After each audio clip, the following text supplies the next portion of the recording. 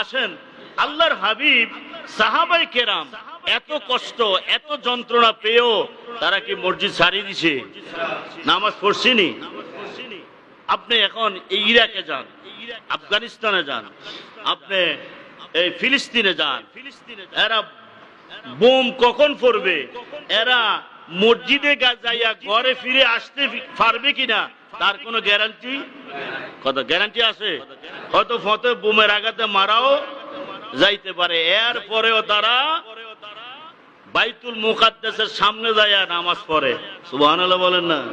পুলিশে লাঠি দিয়ে পিটায়, ইসরায়েলের সৈন্যরা লাঠি দিয়ে পিটায়, এরপর হতে তারা কি নামাজ ছাড়ি দিছে?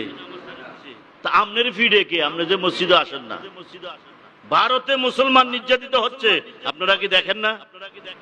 দেখেন না ফেসবুকের মধ্যে অহরহ আসতেছে, মুসলমানদেরকে মারতেছে, মসজিদ ভেঙে ফেলতেছে, মসজিদে আগুন লাগাইয়া দিচ্ছে, মুসলমান মসজিদের আওয়ারা দিচ্ছে, পিছনে জামাটা আমি ধরে কিলায় লাইটটায়, এরপরেও কি তারা নামাজ ছাড়ি দিছে? তা আপনি কি জবাব দিবেন? আপনি যে মসজিদে আসেন না, আপনি যে নামাজ পড়েন না, আপনি হাসরে কি জবাব দিবেন?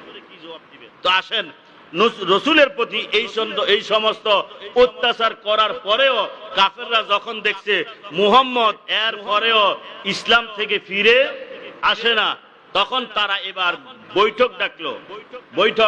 এই বৈঠকের কথাটা আল্লাহ পাক সূরা আনফালের 30 নম্বর আয়াতের মধ্যে উল্লেখ করে দিয়েছে। কন্যা সুবহানাল্লাহ।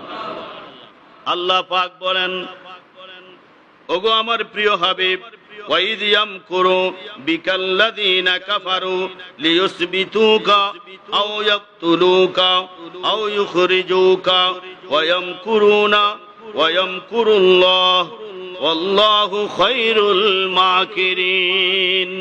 আল্লাহ বলেন, বন্ধু আপনি স্মরণ করেন ওই কথা, ওই সময়ের কথা যখন কাফেরেরা আপনার বিরুদ্ধে ষড়যন্ত্র করেছে। কি ষড়যন্ত্র করেছে?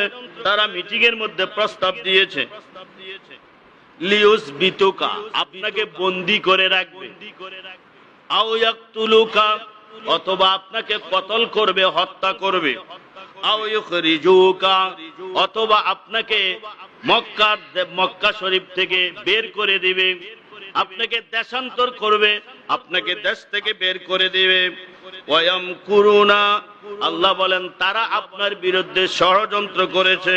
ওয়ায়ামকুরুল্লাহ, আর আল্লাহ পাক সুকৌশল করেছে। সুবহানাল্লাহ বলেন না?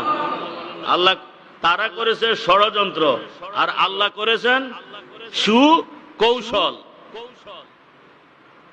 আল্লাহু খায়রুল মাকিরিন, আল্লাহ হলো উত্তম কৌশলকারী। এখানে যেই ঘটনাটা ঘটেছে সেটা হলো